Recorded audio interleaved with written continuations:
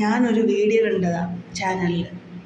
ഒരാൾ കഥ പറയുന്നത്, അവരുടെ ജീവിത കഥ പറയുന്നത്. അതായത് ഒരമ്മയ്ക്ക് 2 മക്കളാണ്. കുഞ്ഞു പ്രായം, അവരെ വളർത്താൻ പറ്റുന്നില്ല. അവരുടെ ഹസ്ബൻഡ് കള്ളുകുടിയും ബഹളവും ഒക്കെ ആയിട്ട് വളരെ മോശം പ്രവൃത്തികളൊക്കെ ആയിട്ട് പുള്ളിക്കാരൻ ഇട്ടേച്ചു പോയി.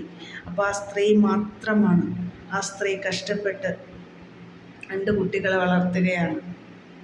ചെറിയ ചെറിയ ജോലികളും വീട്ടുജോലികളൊക്കെ ചെയ്ത് വീട്ടുജോലിക്കൊക്കെ പോയി ആ കുട്ടികളെ വളർത്തി ഒരല്പം ഒന്ന് പക്വതയിലെത്തിയപ്പോൾ ഒരു സുപ്രഭാതത്തിൽ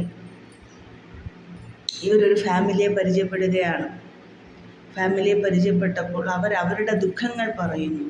അവരുടെ ദുഃഖങ്ങൾ പറഞ്ഞപ്പോൾ പുള്ളിക്കാരി പറഞ്ഞു പുള്ളിക്കാരി സഹായിക്കാമെന്ന്. അവരുടെ ദുഃഖം എന്താണ്?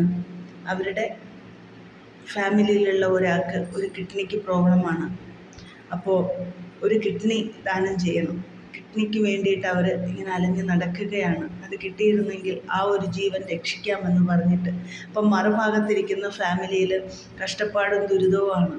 അപ്പോൾ അവർ ചിന്തിച്ചു, ഞാനൊരു കിഡ്നി കൊടുത്താൽ എനിക്ക് കുറച്ച് കാശ് കിട്ടും, കുട്ടികളെയും കൊണ്ട് സുഖമായി ജീവിക്കാമെന്ന്.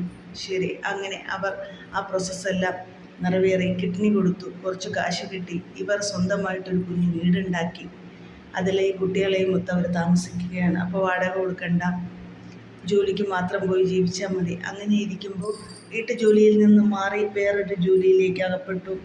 കുറച്ച് നാൾ അങ്ങനെ പോയിട്ടിരിക്കുമ്പോൾ കുറച്ച് ലെവലൊക്കെ ഒന്ന് മാറി. അവിടെ വെച്ച് ആദ്യമായി ഒരാളെ പരിചയപ്പെടുന്നു.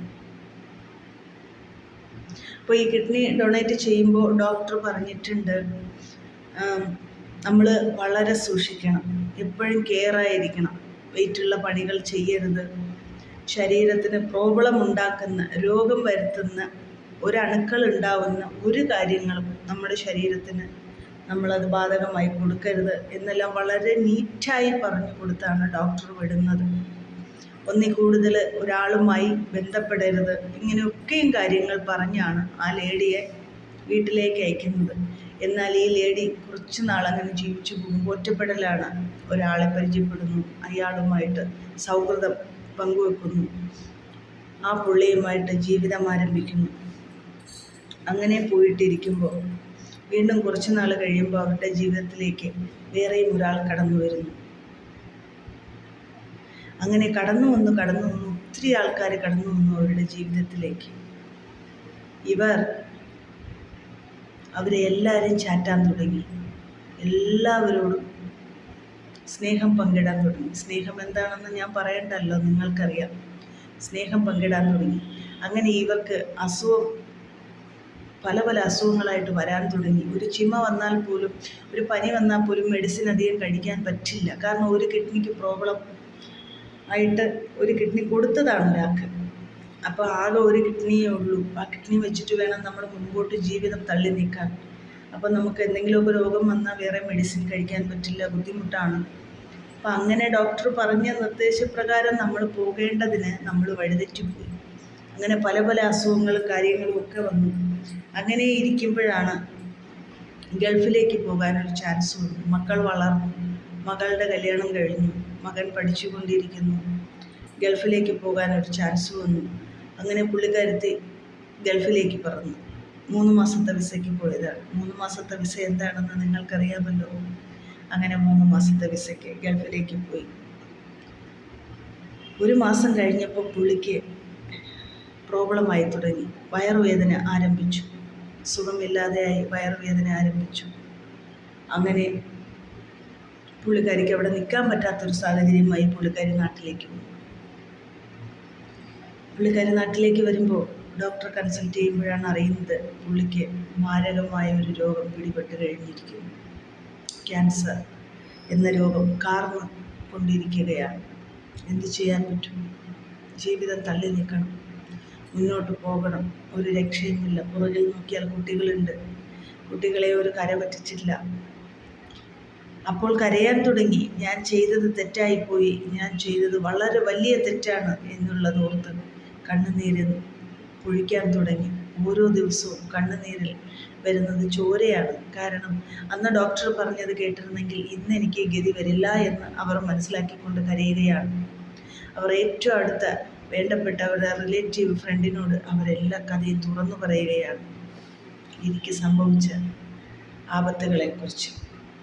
അങ്ങനെ ഇരിക്കുമ്പോൾ ഹോസ്പിറ്റലിൽ പോയി ക്രിട്ടിക്കൽ സ്റ്റേജായി. ഇവരുടെ കയ്യിൽ കാശില്ല. അപ്പോൾ ഈ കൊണ്ടുപോയ പുള്ളി ആദ്യം കൊണ്ടുപോകുന്നതിന് മുമ്പ് ഒരു ലാപ്ടോപ്പ്, കുറച്ച് പൈസ, കാര്യങ്ങൾ, വീട്ടിന് വേണ്ടുന്ന കുറച്ച് കാര്യങ്ങളൊക്കെയും സെറ്റിൽ ചെയ്ത് കൊടുത്തിട്ടാണ് ഈ പുള്ളിയെ കൊണ്ടുപോകുന്നത്. കാരണം അതിൽ അവൾ വീണു എന്ന് വേണമെങ്കിൽ പറയാം. അങ്ങനെ കൊണ്ടുപോയി അവളുടെ ജീവിതം തുലഞ്ഞു, നാട്ടിലേക്ക് വന്നു. അങ്ങനെ ക്രിട്ടിക്കൽ സ്റ്റേജായി. ഹോസ്പിറ്റലിൽ പോകാൻ ഹോസ്പിറ്റലിൽ ചികിത്സകൾ ചെയ്യാനുള്ള കാശില്ലാതെ വന്നു. അങ്ങനെ മറ്റ് ആൾക്കാരുടെ സഹായം തേടേണ്ടതായിട്ട് വന്നു. അങ്ങനെ സഹായം തേടി കോടികൾ കിട്ടി. എന്നാൽ അസുഖം ഭേദമാക്കാൻ കഴിഞ്ഞില്ല. അവർ മരണപ്പെട്ടു. എത്ര കാശുണ്ടെങ്കിലും നമുക്ക് നമ്മുടെ ജീവനെ പിടിച്ചു നിർത്താൻ ഒരിക്കലും കഴിയില്ല. അതിന് ദൈവം മുകളിലിരിക്കുന്ന ഒരാൾ വിചാരിക്കണം, അല്ലേ? നമ്മൾ ചെയ്യുന്നത് ഒരുപാട് തെറ്റായാൽ ദൈവം ക്ഷമിക്കില്ല. 1 തെറ്റ്, 2 തെറ്റ്, 3 തെറ്റ്, ഒന്നിപ്പഴിച്ചാൽ 3 എന്നാണ് പറയുന്നത്. 3 തെറ്റൊക്കെ ചിലപ്പോൾ ദൈവം ക്ഷമിച്ചേക്കും. അറിഞ്ഞുകൊണ്ട് ചെയ്യുന്നത് ഒരിക്കലും ക്ഷമിക്കില്ല. അറിയാതെ ചെയ്യുന്നത് ദൈവം ക്ഷമിക്കും. അങ്ങനെ അവർ മരണപ്പെട്ടു. ആ കാശ് കൊണ്ട് അവർക്ക് എന്ത് ചെയ്യാൻ പറ്റി? ഒന്നും ചെയ്യാൻ പറ്റിയില്ല, അല്ലേ? മക്കൾ 4 നാനാ വഴിക്ക് പോയി. അമ്മയുടെ അതേ പാത തന്നെ മകളും പിന്തുടർന്നു. ഇത് ശരിയാണോ തെറ്റാണോ? നിങ്ങൾ തന്നെ പറയൂ. അമ്മയുടെ അതേ പാത മകൾ പിന്തുടരുന്നു. കാരണം അമ്മയുടെ ചോരയല്ലേ മകൾ. മകളോട് ചോദിച്ചപ്പോൾ മകൾ പറയുകയാണ്, അതിലുമുണ്ടൊരു സുഖം. ആ സുഖവും നമ്മൾ അറിയണ്ടേ? ഈ സുഖം എന്താണ്, എങ്ങനെയാണെന്ന് നമ്മൾ അറിയണ്ടേ എന്നാണ് മകൾ പറഞ്ഞത്. അധികാരികൾ ചോദിച്ചു. ഇതിൽ എനിക്ക് മനസ്സിലായിട്ടുള്ളൊരു കാര്യമെന്ന് പറയുന്നത്, കൊടുത്താൽ കൊല്ലത്തും കിട്ടും, അല്ലേ? കൊടുത്താൽ കൊച്ചിയിലല്ല കിട്ടുന്ന, കൊല്ലത്തും കിട്ടും. പത്തായത്തിൽ നല്ല നെല്ലുണ്ടെങ്കിൽ എലിയങ്ങ് മൂന്നാറിൽ നിന്നും വരുമെന്ന് പറഞ്ഞതുപോലെ നമ്മുടെ കയ്യിരിപ്പ് ശരിയല്ലെങ്കിൽ നമ്മുടെ ജീവിതത്തിൽ പലതും വന്നു ചേരും. അതുകൊണ്ട് എനിക്ക് പറയാനുള്ളത്, നിങ്ങളാരും ഇങ്ങനെയാകാതിരിക്കും.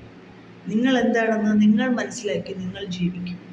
മറ്റൊരാളെ കണ്ട് ഒരിക്കലും പഠിക്കാതിരിക്കും. അമ്മയായാലും പെങ്ങളായാലും ആങ്ങളെയായാലും അച്ഛനായാലും അവരുടെ നല്ല ഗുണങ്ങൾ മാത്രം നമ്മൾ കണ്ടുപിടിക്കും.